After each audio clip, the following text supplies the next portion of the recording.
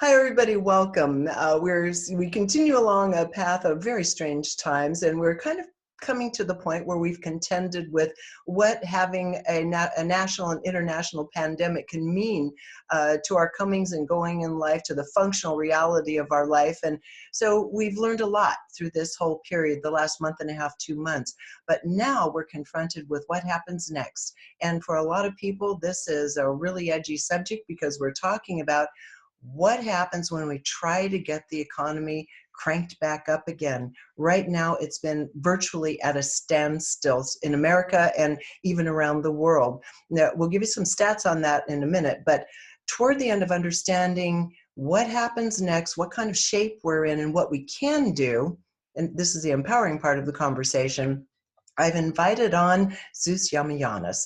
Zeus wrote a book called Transforming Economy back in 2013, which got a lot of eyeballs at the time because it looked at an alternative view of what happens if the system falls apart, which essentially is fallen apart. So we're going to have Zeus on with some of that classical information, but with an update of what's happening now, because now is something no one really anticipated. Zeus, welcome. Thank you, Regina. And for those of you who don't know, Zeus is also my mate, my sweetie pie. And so he's in the house upstairs. This is an upstairs, downstairs thing. I'm down in the basement, my little studio. And Zeus, you've started having a lot of interest in your articles and such recently because you were ahead of the time in 2013 talking about what was going to happen if our economy ever ground to a halt. Did you see anything of this nature? I mean, no one saw COVID, but did you see anything this kind of catastrophic happening back when you wrote the book? No, I didn't. I mean, I thought that, in fact, I was really trying to rush to get it out by 2012, 2013, because I thought that at that time, the end of the Mayan calendar, there were so many financial issues that were beginning to stack up, so much unsustainability, such a concentration of wealth, and so forth, that I thought people were looking for an excuse to get off the treadmill. And I thought maybe that would provide it. Turns out not enough people were tuned into that, but coronavirus sure solved that problem. Nothing like having something really make you pay attention to the fabric of your own existence and your own economy than to basically have everything shut down and being forced into that mode. So I had a very similar thought as what's going on now. But, you know, the Mayan, end of the Mayan calendar, end of an era was something I think that only a few people were tuned into. In this case, everybody's tuned into this and is forced in some sense to reckon with it. So in many ways, I had the same mentality, but not the same cause, I guess you would say. Yes, and it's really interesting because so many people throughout that time were just begging, stop the world, I want to get off. It had gotten so crazy, so consumeristic. People were really getting sick of the treadmill they were on really the last decade. I mean, so the thoughts you were having at that time were appropriate, but no one had any time to really reflect on it until we were stuck in our homes with a lot of time on our hands by something that arguably could have been far more deadly than it was. But nevertheless, I think it provided such an amazing opportunity for humanity to now, especially those who are not enjoying what they've been doing for a living, as we get ready to go back to work, get on the freeway, enter the rush hour traffic, and go back to things that we weren't necessarily satisfied with. It'll feel even less satisfying for a lot of people because I'm hearing a lot of people say, this has been great. Now, granted, nobody I'm talking about lives in a super disadvantaged area where there's simply not enough to go around. I'm talking about kind of middle class, America. It's different on the other end. So let's talk about where we are. Let's talk some numbers because the numbers say a lot. And the numbers are cringeworthy, but we're not going to stop there. We're going to go to a hopeful place. Right. Yes. The worst unemployment rate since the end of the Great Depression, basically, or where it bottomed out in 1934. And that was, we are now at, that's 87 years ago, longer than most people's lives, for sure, even the elderly. And what's happened right now is that we're at about anywhere from 21 to 23% unemployment, real unemployment. It doesn't even count the people that are not trying to file for unemployment or who've given up looking for jobs. If you start bringing that in, we're talking even a much higher number than that. And we're talking all of this collapsing within 5 weeks. Only 7 million of it happened up to this point, and then the last 25 or 6 million have happened in the last 5 weeks. So literally, we have what I call we stuck a bar right in the bicycle wheel as we're going on it, Yeah. and we're catapulting out over our handlebars. Okay, and we're maybe in mid-flight right now, right? And the stock market and the financial market is being massively unhinged from the regular lived lives and economic market of everyday Americans. And we're right in the middle of that. Yes, and that's a really important point that you just made, because people have I always thought the financial markets and the economy were somehow linked. It's turning out they're essentially barely linked at all. And this is turning out to be one of the greatest scams and frauds, I think, in the history of modern times, not just in our country, but in other countries as well. And one of the things that struck me was someone was talking about crises, saying we're in a physical crisis with a challenging virus coming our way. This was about 4 weeks ago or so, 6 weeks ago. That we're in a social crisis because we were being separated. We were in an economic crisis because we couldn't go out and do commerce anymore. And they said, what the Wall Street's trying to do is avoid a financial crisis. And I had always conflated those two. I thought the economy and Wall Street had something to do with each other. The bad news or good news, and if you'll please explain which one it is to us, is that they really don't. These are separate realities. Well, look, and I've done a couple of recent videos on this, and people can check it out at citizenzeus.com. I talk in a little more in depth there about how these two have become separated. And it was your insight, Regina, that really got me to thinking about it, not my own. After you had heard that from one of these commentators, you say, wait a minute, I thought the two of those were similar. And it got me thinking about how they are being unhinged and have been unhinged for a long time. So going on your insight, what has happened basically is this.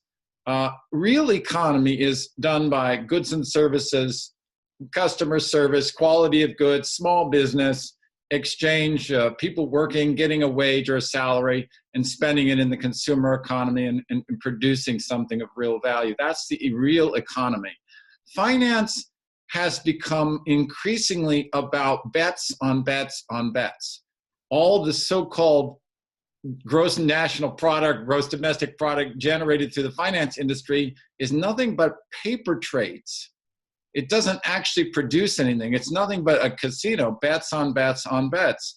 And that really came due in 2008 and 2009. We didn't learn anything from it. All that happened from that is that the Federal Reserve, lowered the interest rate on our savings to 0% for the next decade, all the way up till now. Now it's almost 12 years. And then they used that 0% interest rate policy to basically give unlimited sums of zero-cost money to corporations, who then use that money to buy up their own stocks and artificially inflate the value. Whenever they had a problem, they would borrow more money, buy up their own stocks, inflate the value, and then borrow even more money based on the artificially inflated value of their stock. So now you have a finance industry in league with big corporations in the stock market to create a completely phony, parallel, financialized fake economy next to the real economy with you and me and Main Street. There's Wall Street fake economy, and then there's a real Main Street economy, and then increasingly our taxes began to bail out. This was really seen in the last few years, in which we got $1 trillion deficits, unprecedented for peacetime. About 85, 83 to 87%, depending on your estimate, went to the top 1% in the United States. It just became a pig's trough for shoveling money at the wealthiest and allowing unprecedented acceleration of concentration of wealth in their hands. Basically, in a parasitic, predatory relationship with the real economy and real work that you and I do and all your viewers, being just shoveled and channeled into all this fake work and scamming and betting that Wall Street combined with corporate stocks were doing. So that's where we are right now. It's finally, those two have finally come really much in hand. And you see this in the way that those Wall Streets are getting bailed out with our money and the fact that we're last in line and we're getting a very small amount of that, you know, when we are the ones in the most need by far. We're talking about getting food. We're talking about being able to pay rent. We're talking about the basics. And these companies bailing billions out in dividends, not saving any of it, and they're just getting all the money. And there's a precedent for that. It's been this way for decades. Mm-hmm. And the sad reality is, as soon as it started becoming known that COVID was going to have a serious impact on the economy, the very first people who were given the money were these very same reckless entities that learned nothing from 10 years ago, 12 years ago, and have perpetuated the exact same thinking and mistakes again and practices again. And so, this whole too big to fail thing is really kind of sick. Mm-hmm. There's something really sinister about it. Yes. That you keep feeding the same beast that has gotten us into the situation repeatedly. So now we have to start looking at what happened with the small businesses. We already know how our country has handled it, which is give all the money to the wealthiest. Mm-hmm. And we know that also these people made massive amounts of money when the COVID thing started because they were shorting the market and such. They were making money hand over fist in this manipulated market called, the stock exchange, Wall Street. So then came the second wave. Meanwhile, the people haven't gotten a dime. No. People are waiting, taking weeks to get through on the unemployment line to even file for unemployment to get their pittance compared to the big boys, right? So then come the small business bailout, right? Mm-hmm. That went to the first monies went to large companies, like $150 million businesses were considered small business. So all of a sudden the money ran out in no time. So that frustrated and angered a lot of people because still nothing's trickling down. So talk about that and where it has gone now from there. Well, they just passed another infusion to clean up or to sort of round out the, the official, or I guess you would, again, a lot of this is uncounted. If you are not eligible for unemployment insurance or you haven't set up your business in such a way that it can be understood as a small business in a classic sense, let's say you're more of a freelancer, et cetera, a lot of times you're getting nothing in any of this. We're talking basically mom and pop businesses on the street. We're third in line after hedge funds that had less than 50 employees making millions per year and producing no value. They were considered small businesses. So again, we are seeing where the real value is placed in terms of power in this country. And it's not placed regardless of your political views, regardless of your cultural views. Basically, the little guy is getting screwed left and right. And I think the only blessing that's come out of this is to realize as you're sitting at home, and you and I are seeing it on the street where families are going out walking, where they're going out bicycle riding together, and they're beginning to see, especially when no one's driving anywhere, that we actually do have a power if we don't buy. And if we don't use this stuff, they can't float on that phony financial edge forever. Oil crashed into the negative region for the first time in history. That's not 87 years, that's of all time. There was so much oil being produced and so little of it being used that literally it's costing more to store it than to sell it. So it's down to like $1.20 in a lot of states now. Yes, and oil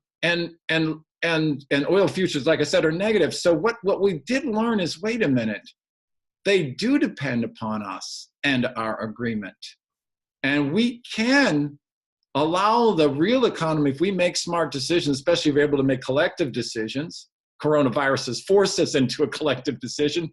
And it's interesting to note, too, it's the first time in 18 years there was no school shooting in March because things were closed. I bet you crime rate is way down rather than way up because everyone is isolating. No one wants to do this. Well, and all the businesses are boarded up. Right, exactly. And wildlife. There's just weird videos of wildlife coming in the heart of cities because people are quiet. You got deer and everything filterating. Coyotes in San Francisco roaming the streets. Exactly. So you see a glimpse. None of the chemtrail kind of stuff from commercial aircraft, because that's been seriously curtailed. I heard that pollution was down some 30% around the world. In Manila, I used to live in Manila. You can finally see. You literally couldn't see more than a couple of miles. You can see now neighborhoods that are 3 and 4 miles away, that up in a high rise, instead of literally having this black haze between you and that, or brownish haze. So we're beginning to detect there's something good about lack of so-called growth, right? Material growth.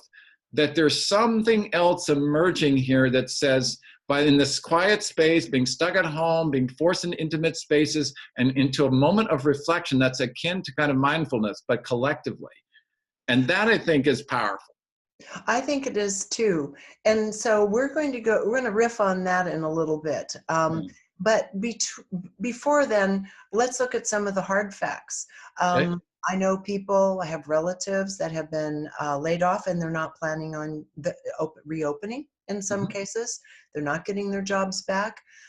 When you have 20% unemployment and you have small businesses like, our local pizza shop that everybody loves, for example, if they didn't have enough in savings to be able to make it through a period of time like this and crank back up again, then you're talking about a real loss in terms of communities, the complexity of communities, the goods and services in communities, and people without work. So I think because we're just right now at a point where I think today, what is today, like the 23rd, I think the 24th of April, Georgia has decided it's going to go ahead and open up things culturally important to them, which is bowling alleys and gyms and some other things are going to be open in Georgia, okay?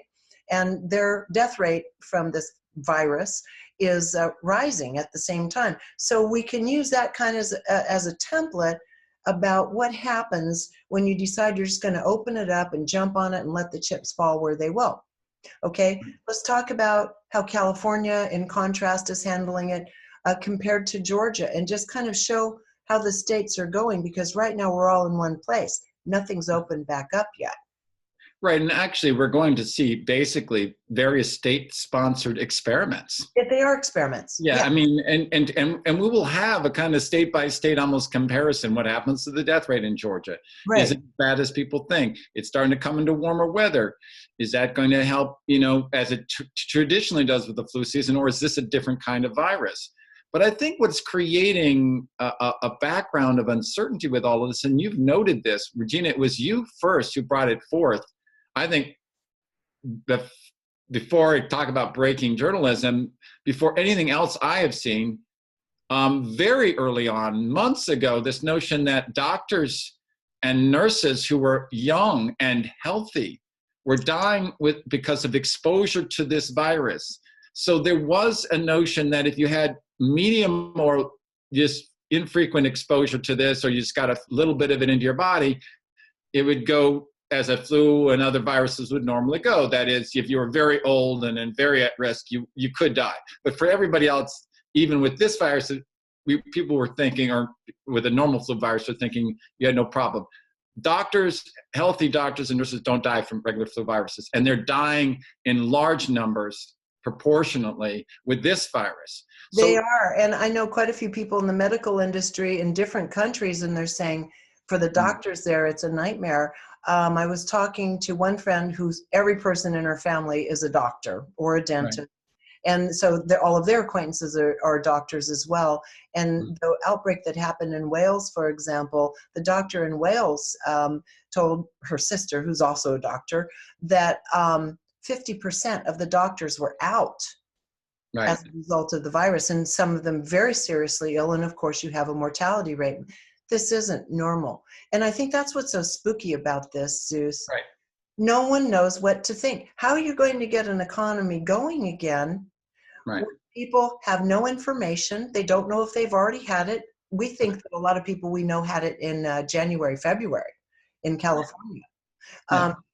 But if we don't know, and we don't know how scary it could be or couldn't be, how is that going to affect the reopening of an economy, even if each of the states says, come on, kids, let's come out and play. Let's spend some money if you still have any.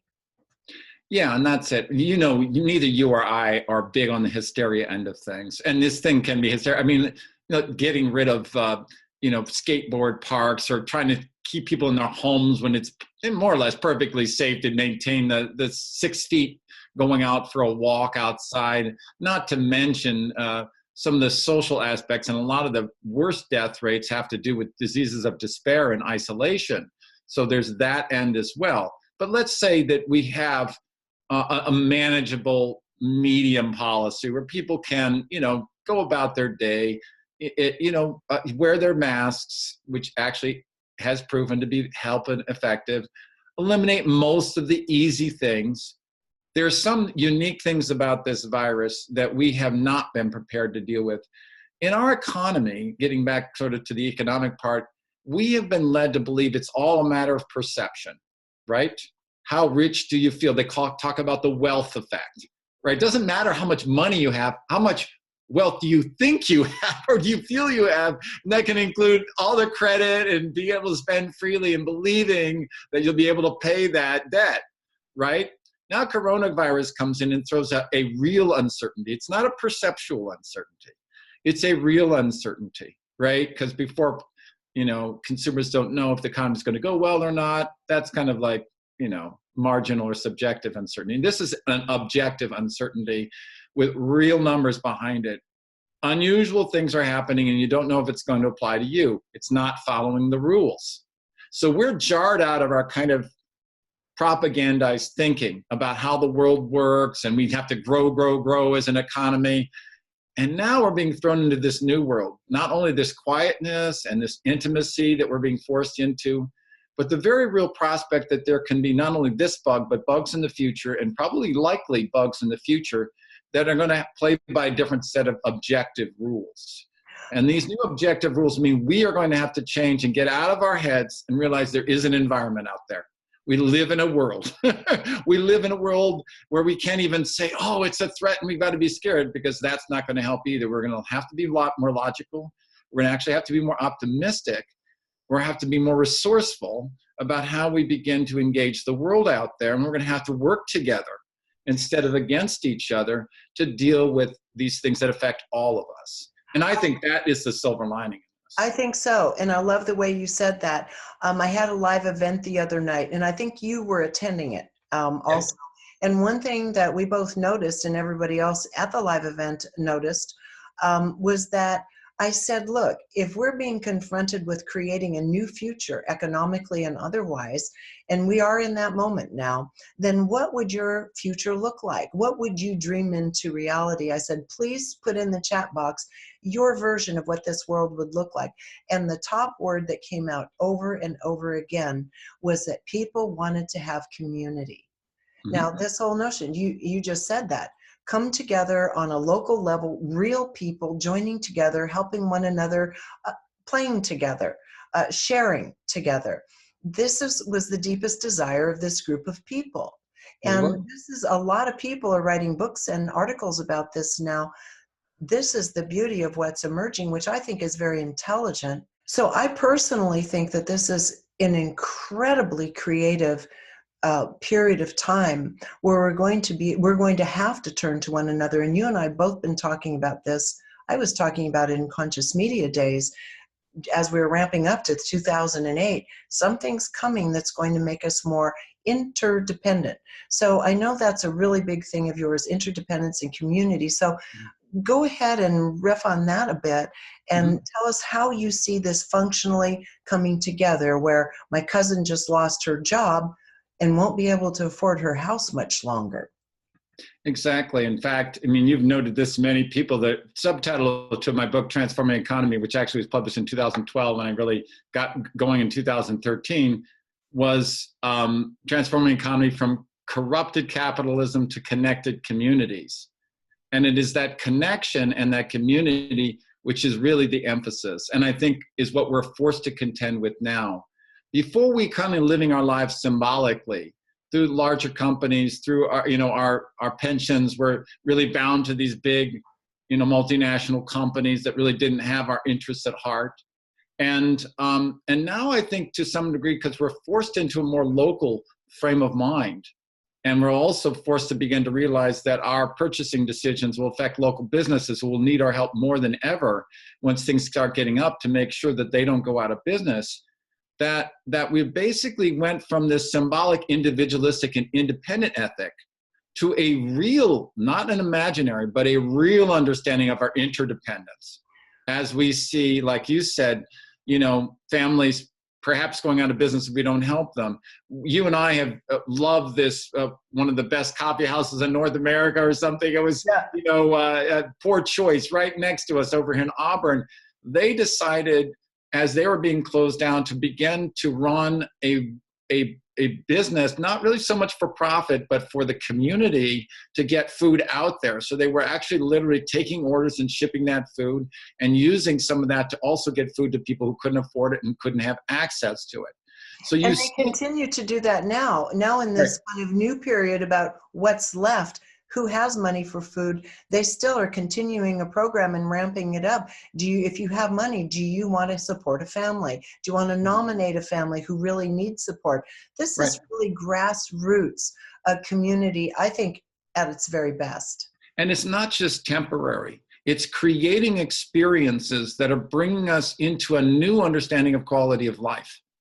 And across the traditional division, it's been the most divisive era. All the political Republicans and Democrats, that was always what was being cranked out by the mainstream news media, right? Mm-hmm. And your program has always been kind of the opposite. Your audience is diverse. It's from across all the different backgrounds. I mean, it's one of the most demographically diverse audiences out there. And I think all of your listeners can relate to this. What drew them is not these little demographic categories or catering to this or that ideology or catering to this or that formula or this or that desire. It was the ability to come together from different viewpoints to engage new material, new content, new ways of life that will lead us into the future in more positive and creative and healthy ways.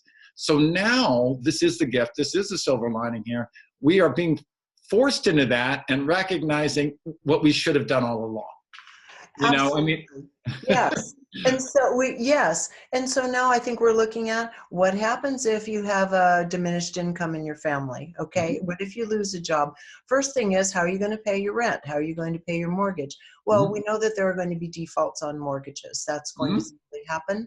It happened before. It's going to happen probably in large numbers.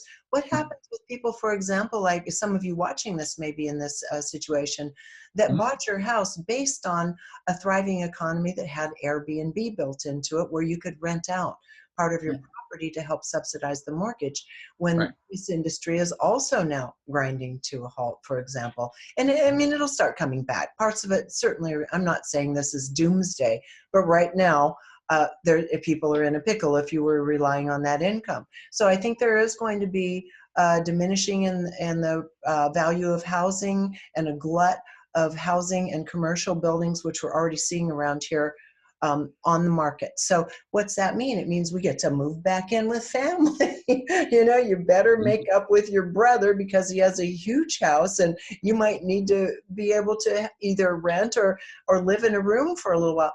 And I've always been big on this notion of finding out where your true resources are. Your true resources are your relationships with people. Right. You have a good enough relationship with that you can turn to if you're in trouble. We've had the arrogance of being able to stay separate in our own little condos and apartments and hidey holes for a long time. Right. That may be going away. We may have to live intergenerationally. And I think that's actually a good thing. What are your thoughts on that? I think it is. Again, all of this was driven by something completely inefficient and unsustainable, which was this ethic of American achievement, individual achievement, and independence from each other, rather than quality of, so it was standard of living, right? Quantitative in notion. Now we're moving into, or invited to move into, a quality of life where it's not a failure to move in with someone, right? From that American dream of individualism and separation and individual achievement and going, selling a multi-billion-dollar app or whatever. Now it's more getting in touch with intrinsic life qualities that are actually enhanced. It's not a failure to move into someone. It can enhance your ability to have meals together. It can enhance your ability to pool your resources and have a larger meal that you don't have to prepare separately for two families, saving all kinds of time.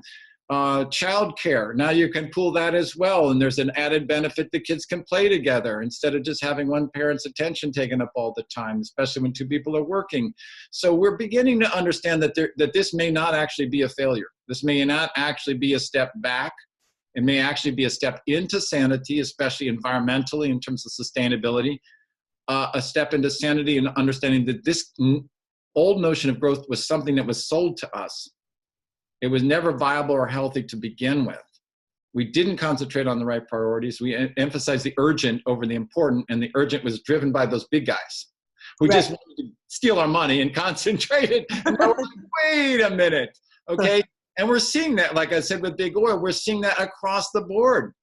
If we can become healthier, if we can have a more stripped down but higher quality living, it's going to force the rest of them to follow. And that is the real power. We've always tried to do it governmentally or try to get somebody in there who's going to create regulation or something like that.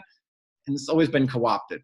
But now we actually have demand, our own decisions we're going to make. They're going to create a collapse in so many of these markets that is going to force them to cater to us finally. And if they don't, they're going to lose even more. Because we're going to have less money, we're going to move in more together, we're going to spend even less on them.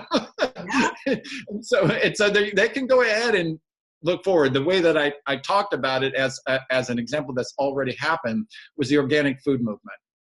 When the organic food movement joined broadly across all these supposedly separated categories by people interested in increasing their health, the clarity of their thinking, the quality of their life, and start moving en masse to purchase organic foods. The price came down.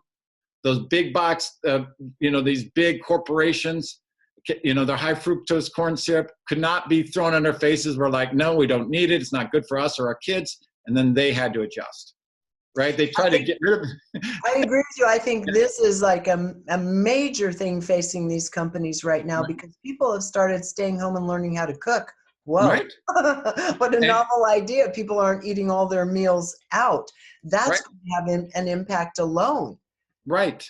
Now we can be selective, and we can be healthier. And, I noticed this too about just urban gardening, and people in the local store here, Green Acres is bombed with work. We know that because one of our friends works with there, because people are buying up plants, planting them, and really much more getting in touch with the earth, much more getting in touch with the idea of growing their own food. Now, what would that do to these big ConAgra and these huge corporate agri-farms and businesses, right?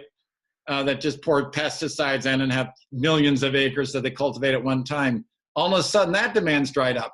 Now what's going to happen, right? So again, we're finding ways that we, through our own choices, especially around a different quality of life that's, again, to use your term, more interdependent, more delighted, less in the grind, less in the cubicle, less separated, less being told what to do and exploited. All of a sudden, we're beginning to find out we have a power. We have a power we can exert, especially collectively and interactively, that many of us were not aware of before. I hope you're enjoying this video, because if you are, there are dozens more like it on my site, all supported by people like you. So if you'd like to keep this work rolling in and join our community, just click on the Patreon button at reginameredith.com. That also gives you access to insider commentary, my live book club, and other live events with special guests. So join in. Thanks. You've heard me talk about this before. I've mentioned it a couple times. I'm trying to get a graphic representation of it done here. And that has to do with the whole pyramid. David Icke, for example, people are aware of the pyramid that David has shared through the last 20, 30 years with the power elite at the top of the pyramid, who basically pull the strings and control the world's economies, governments, and so forth. But I think we're at that wonderful potential crossover point right now where we can flip that pyramid upside down, because I resonate very strongly with what you're saying. The reality is there is no economy without our participation. Mhm. Now we can choose how we want to engage with it. We can literally drive industries with our own cooperation or lack of cooperation, consumption or lack of consumption. This is a golden moment. We decide which industries will start prospering in the future, not the people at what I call the bottom of the pyramid, that tip down at the bottom. Right. And that's an incredibly empowering meditation and call for action. We don't have to agree to that. One of my favorite quotes was, what if they threw a war and nobody showed up? Yeah. Right? Yeah. What if they threw you can put in anything in the blank in there, a big credit bonanza. Hey, you got to get this. It's free credit. And we just said, no, sorry, not interested. Oh, there's a great, this pesticide, high fructose food. It's 2 for 1. And we're like, nope, growing my own food. Thanks. What happens when we begin to do these sorts of things? And all of a sudden, all these little addictive come-ons about how much you're going to save and, what kind of sugar high you can get from this, it doesn't work anymore. And people decide, no, not interested. Yeah, exactly. And it's kind of cool. One of the movements happening is that millennials are starting to, not all millennials by any means, but a millennial movement toward going back to the land, raising kids out on some land, even if it's a little backyard, a little patch where you can grow your own vegetables and such. This is a really healthy trend. It's something that I see is becoming pervasive in the future. I know, I've interviewed a lot of people, and one of the reasons I think Penny Kelly's original work was so popular with people, it was looking into the future in terms of what happens in almost a kind of a post-apocalyptic reality around the world. And what it was is exactly what we're talking about. People living in extended communities, people growing their own food, using their creativity and imagination to provide the goods and services that tribe or that community needs. I think we're at a place now where we need to engage our imaginations. We should engage our imaginations. We have the option now to engage our imagination, where we might have just skated before because we were so tired. Right. Stopping to think of how we could change this. Again, I mean, I've said golden opportunity and silver lining many times, and I think that's where we are. Right. The whole, bumper sticker, think globally, act locally, is becoming now a reality and a real opportunity. In my book, I talked about the degeneration. They are a Japanese group of young people, millennials mostly, who were basically splitting the time between gardening and being on the land, and then the other part being more cyber oriented. So these two don't have to be apart from each other. We can be linked in wise ways. It's not just addicted to social media, to begin to connect our goods and services, even across, certain distances, where the most of our stuff is being, our needs are being met locally, because it's a lot more efficient, it's better environmentally, it's much more intimate and much more interdependent, as you're saying. But that doesn't preclude our ability to sell in specific ways something we're really good at, into a larger marketplace. But it's going to be very tailored, very customized, and it doesn't preclude us from having global consciousness through, Zoom meetings and the internet and so forth, so that we can link up across demographics, across national boundaries, to create a much more vibrant and high quality global understanding that is flavored by everyone's individual experience and ethnic and cultural intelligence and experience. So to me, we have a possibility of having the best of both worlds. The breadth and diversity and vitality from all these different spices created by our separate existences all over the world, with an emphasis on the interdependent and caring and intimate, community-oriented meeting of our needs and basic running of our life, but one in which we will have freed up time to talk like you and I are talking, and others are beginning to learn about a larger global consciousness that's also emerging, where common ethics, where common dedication to one another, where war is no longer acceptable, profiteering is no longer acceptable, predatory practices are automatically outed, right? And then we are, we're given the opportunity to see that not just in this, just in conspiratorial terms, but as a call to action to say, nope, we refuse civil disobedience. We refuse to be a part of that. And without our agreement and not without you snowing us, you're not going to be able to survive. And that is real power, right?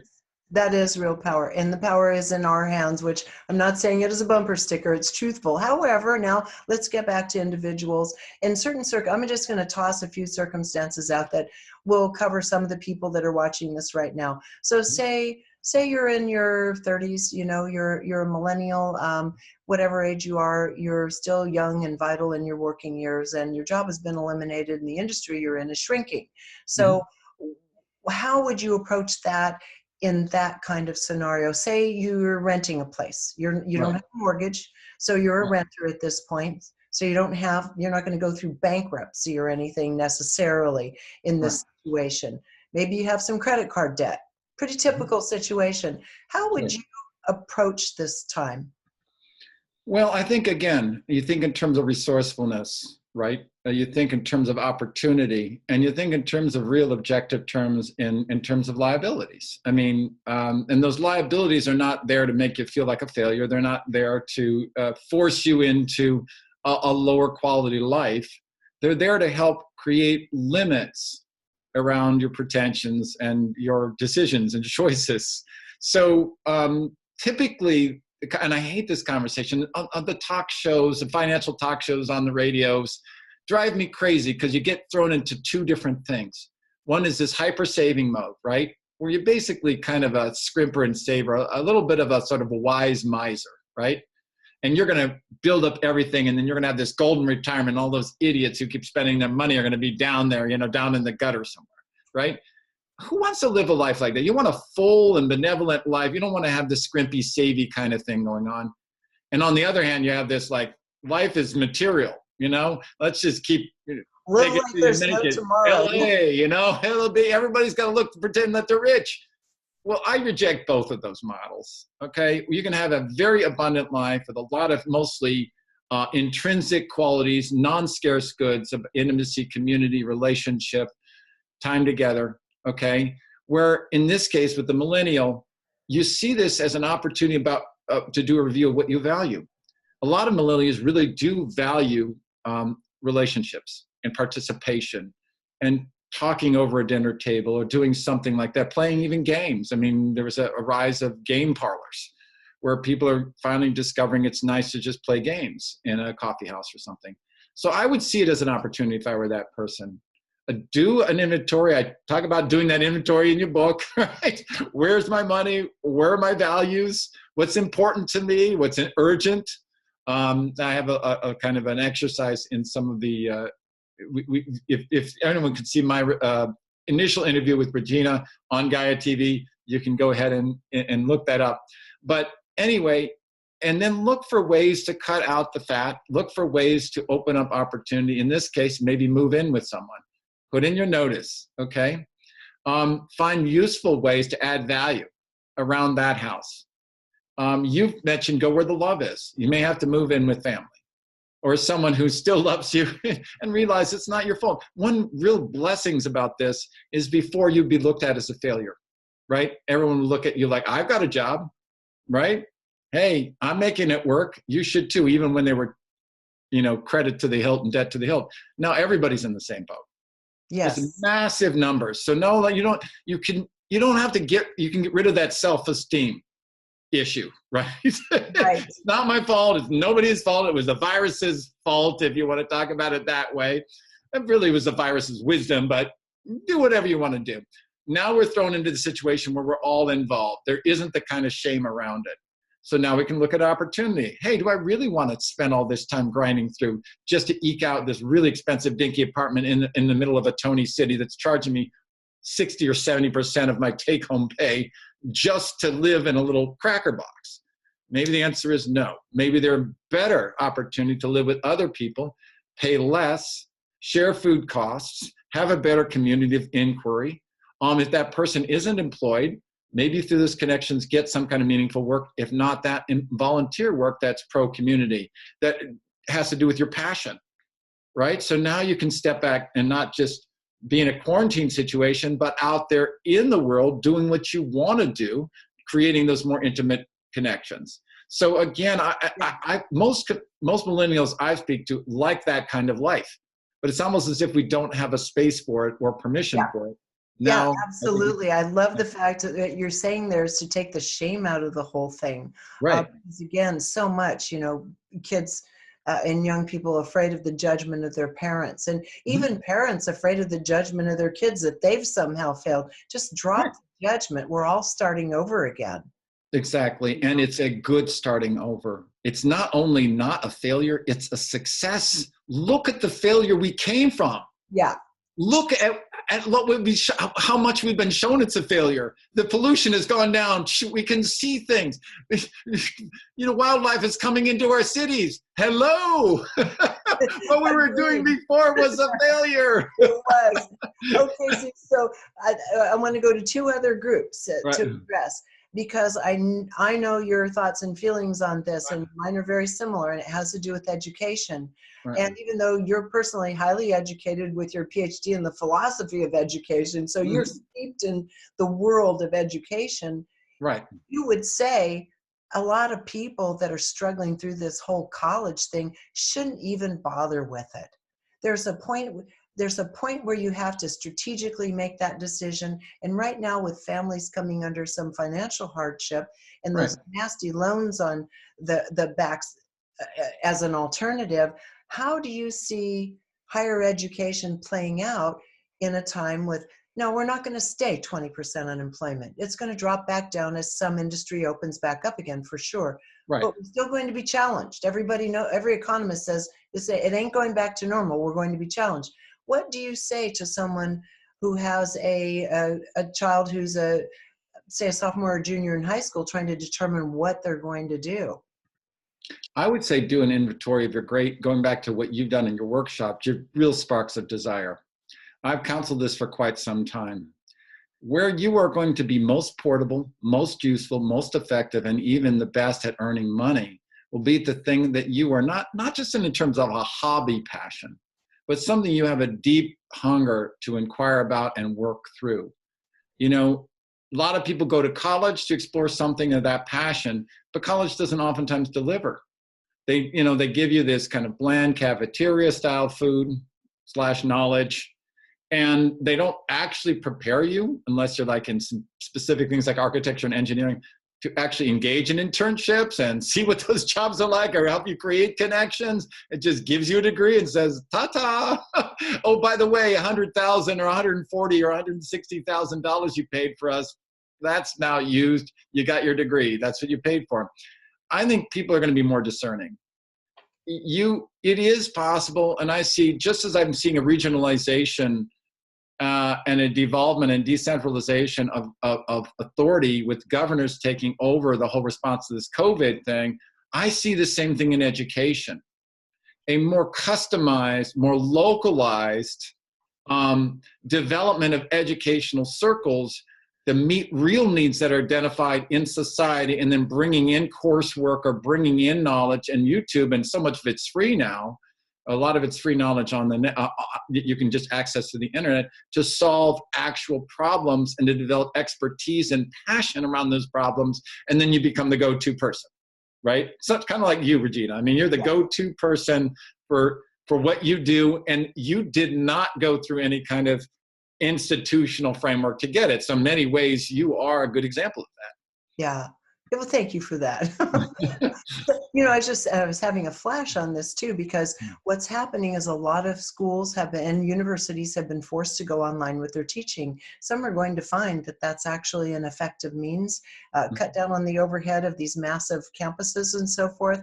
Right. And so I think this is something in the future that we're probably looking at, is a lot of online learning. It has implications in terms of social development, but this is just me. You don't have to comment. Just putting this out there, everybody. What if we are doing mostly online teaching? The whole subject of vaccines, even in California, you can't go to school without vaccines. Now people are definitely on alert about these vaccines coming down the road. So there might even be some wonderful hidden potentials there, in that if we can keep education online and homeschooling more, might be able to do an end run around some of that kind of vaccine issue as well. But that's just an aside. You don't even have to comment. I think I want to, though, because it again brings power into the hands of people. Yes. You say, if you want to get a college degree, you have to get a vaccine, for instance. You say, well, maybe I don't want to get a college degree. When I want to get an even better education that costs way less. And maybe on an online, I have that, we keep talking about how successful the course I taught on emotion and motivation. Emotions and motivation, yeah. It was hands-on. People go through their own emotions, investigating, being curious about negative emotions, learning to transform them into positive emotions, not in a thinky way, but literally in ways that are applied with relationships and problems they're experiencing in their life.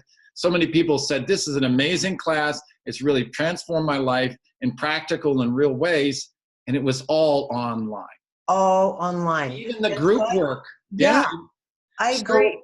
So what was powerful about this was the fact that it's empowering people to engage in connections. It's an ironic thing to have an online class doing that even better than an in-person class taught by a boring lecturer with generic information being spit out. But I guess, it makes sense after a while. But this is, I think, that it not only creates a more vital and more accessible and more choice-oriented engagement with education, where you can tailor it around your own life experiences and problems, which is what I do with my classes. Those classes will become much more important in the future. But it also gives you power.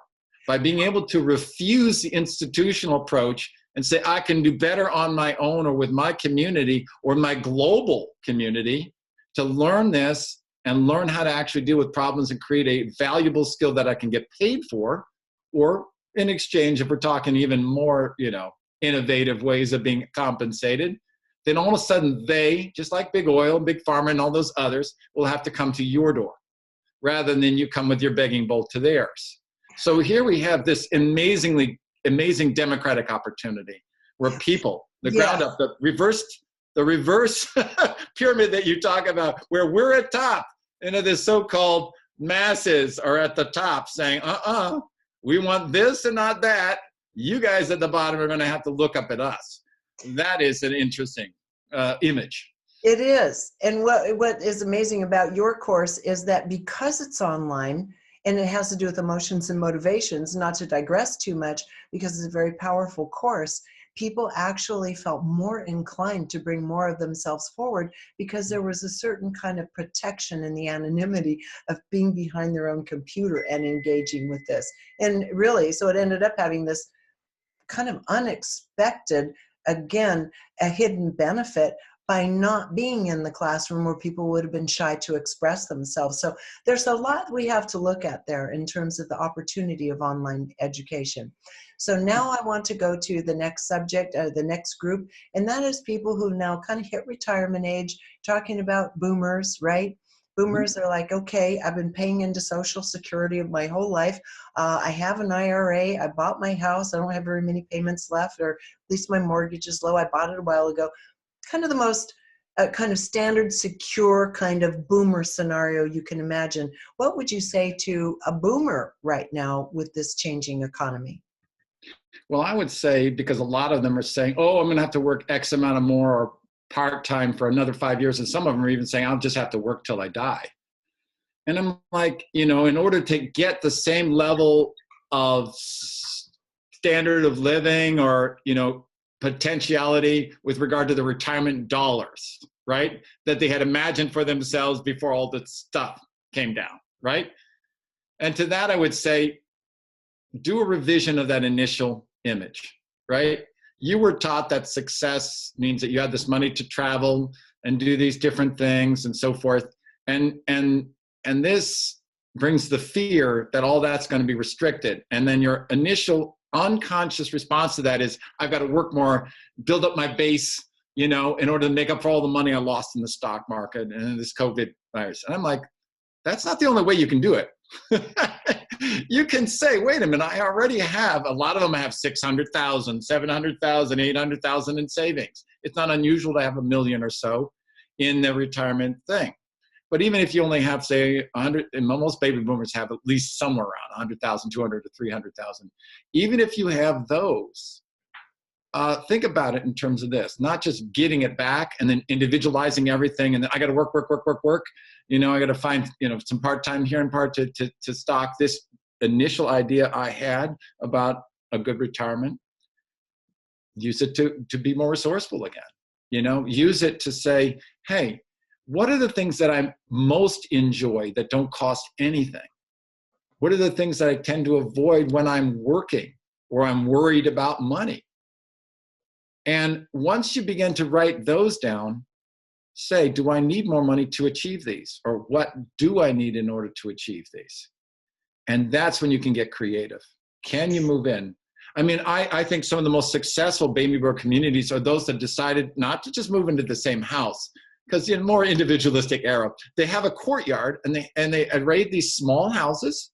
You could even make tiny homes if you wanted to, with each other, with a courtyard. They would have dinners at each other's houses, or they have a central community building that they could then come to. And they have their unique individual existences. It's a little scaled down. They have the buying power of all of them, right? So they can go ahead and limit expenses, and they have their individual choices and existence in their own homes. So that's an innovative way to say, hey, you don't have to can your independence or can the generation or history that you're built with, but you can become more innovative about finding more imaginative or creative ways to gear that toward the times. One of the trends I read a little while back was that the fastest growing trend in the development community in terms of residential development was multifamily housing, where you have a couple families with a core to the house. They shared a kitchen, but had rooms and essentially two houses in one. So I think that is going to become the way. And one of the things I was just going to toss in there, if you're boomer age, that means you probably have kids and grandkids, is I did an interview with Andrea Villa. And Andrea is an Italian man, and he would talk about life growing up in Italy and how it takes a family, it takes a village to raise a child. It takes a village to raise then grandchildren. He said, what? I don't understand. What is going on in America? Where are the grandparents? Everybody's playing golf. Who's raising these little kids, right? Everyone off in their country club environment and off on their vacations. And what he said is very true. Yeah. A lot of times, the Leo generation that are the boomers, the ones who went out and protested and tried to change the world, are very individualistic. Mm-hmm. And what's happening to all these little kids, these little grandkids that could really use some stay-at-home wisdom by these grandparents? Right. In fact, in my book, I've raised this example. It's a very kind of easy and accessible example about young people. And this has happened in some homes where they move into the home. The older person is paying for the rent, which is by far the highest expense for young people. The young person is helping them with small jobs around there, and also then getting the benefit of their wisdom and mentoring, whether it's business or the thing that they're going into, right? And I even added that into this example. Supermarkets that are having expired food, instead of dumping it in the dumpster, supporting this program by providing food for both of them, right? To help increase this program. Look at all the pluses, the win-win-win situation. You're saving food in an environment by not trashing, perfectly good food that has an expiration date on it. You're not the wisdom of this grandparent or this older person is not being wasted, but directed toward this young person. The energy and youth and ability to get certain things done physically for this older person is not just being distributed into partying or doing whatever, but directed into these mature, very community sensitive and community supportive ways. This is interdependent living that's creating assets, metaphysical assets, social assets, cultural assets, knowledge assets, out of thin air, out of the pure goodwill and interaction and exchange that you have in non-scarce, non-material goods. And I think that's where we're moving, experience versus progression. And I talk about this in my book, but also the notion of goodwill, imagination, and creativity versus patterned, formulaic, extraordinarily expensive and environmentally costly, individual sort of vanity projects. Again, I'm not going to make any judgment. Guys, if you want to binge on Netflix or you want to go on a, environmentally, maybe somewhat fuel costly. Perhaps a cruise liner? Yeah, you can't get me on a cruise liner now, but anyway, but if you want to, I'm not going to even judge you on that. The fact is, by simply opening up these other avenues, experiencing them and seeing them as real possibilities, we are going to have much more of a moderation of that other activity. We don't have to get into the Puritan mode and shut everything down. I'm a vegan, and one of the things that drives me crazy is you have a militant vegan. It's a little bit of a stereotype. I think that goes on much more than the vegans that I know.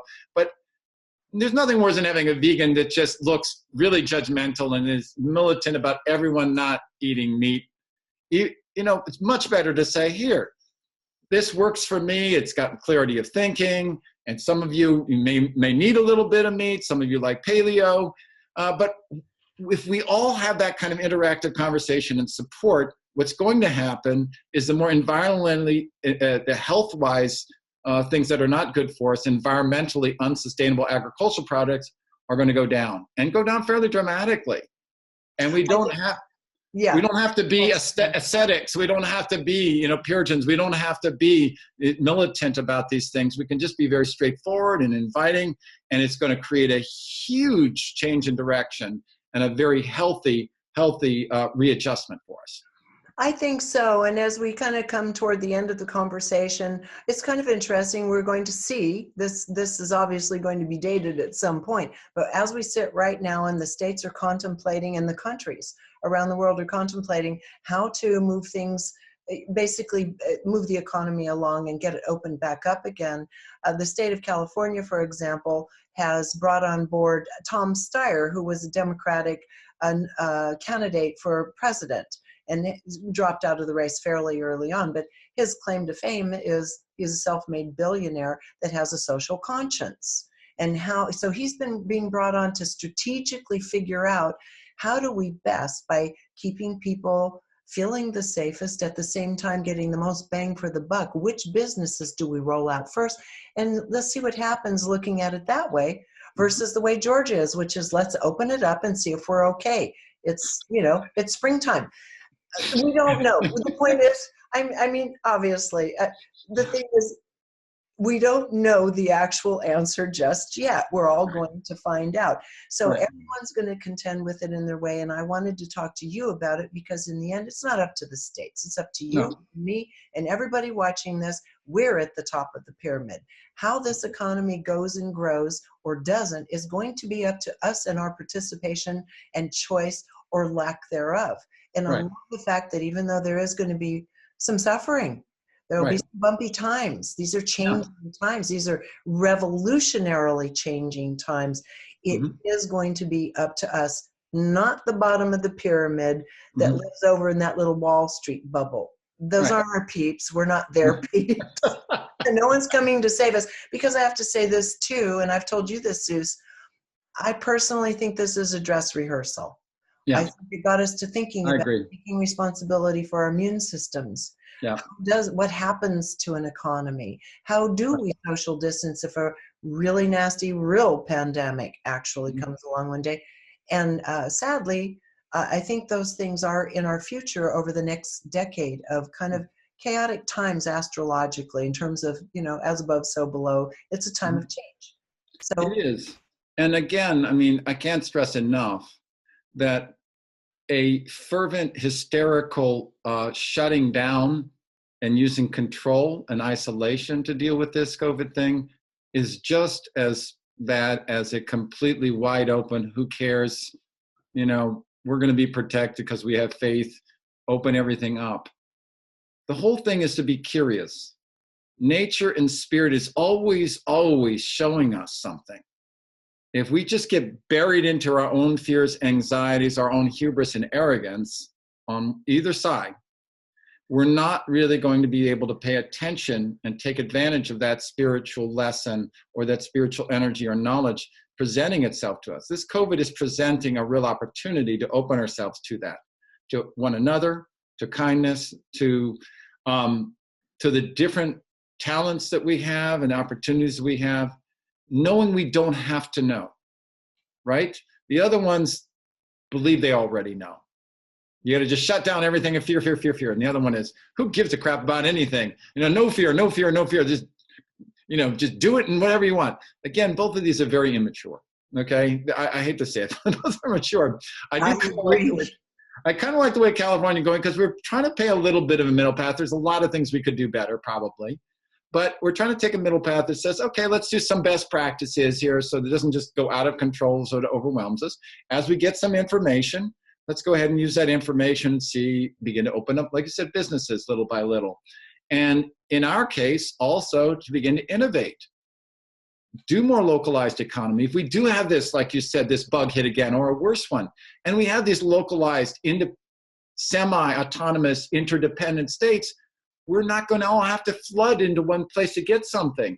We can stay distributed. It's a healthier way to do things. We have that option. So I think we do have a real opportunity for this. We don't have to cut toward an Armageddon type of personality. We don't have to say, well, we're just going to go right back to what we were doing before, which was an addictive and not terribly healthy. We have horrible obesity and diabetes in this nation and so forth. So instead of that, pay attention to what nature is bringing forward. Pay attention to this sort of spiritual opportunity here, and pay attention to the opportunities we have to know ourselves better and one another better with these sort of illusions stripped from us. And this quiet place where we can actually say, okay, I never thought of it that way. And that, if we can get into that frame of mind, and instead of thinking we're a failure, instead of being terrified of the, I never thought of it that way point, we can actually move in a very interesting and productive direction. And that's what I think is the most exciting about this. The pressure is off. The anxiety is off. We can experiment now. That's what we're good at. America is a creative, experimental. This world is becoming more creative. It's not just America and experimental in a positive and healthy way. Let's go ahead and march into that. This age of Aquarius is not just a bumper sticker. It is flowing. It is more, possibly more creative, more cooperative, more collaborative. Why not embrace it? Couldn't agree more. Zeus, thank you so much for sharing all your thoughts on this with people, because I find them very rational, sane, comforting, and a great invitation. So with that, I know you're continuing to put out quite a few video blogs and also articles on it. And as we get more data, you're going to continue updating your platform. So let's just see where it all goes. We're all in this one together. So thank you, Zeus, so much for joining me from upstairs. You're welcome, Regina. Thanks for inviting me from downstairs. For everybody watching right now, if you want to read some of Zeus's work or see some of his video blogs, you can go to citizenzeus.com.